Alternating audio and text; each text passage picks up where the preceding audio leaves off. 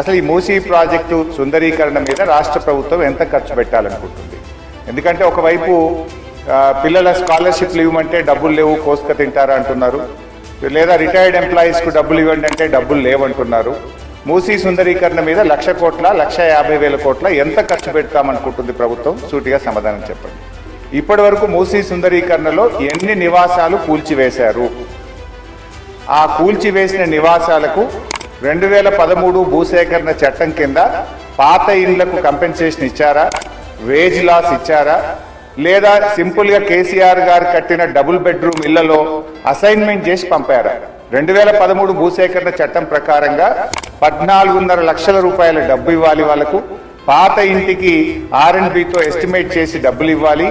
అదేవిధంగా సెలబుల్ రైట్స్తో కూడినటువంటి 200 గజాల స్థలంలో కట్టిన ఇల్లు ఇవ్వాలి. ఆ రకంగా ఇచ్చారా? ఇవ్వలేదా?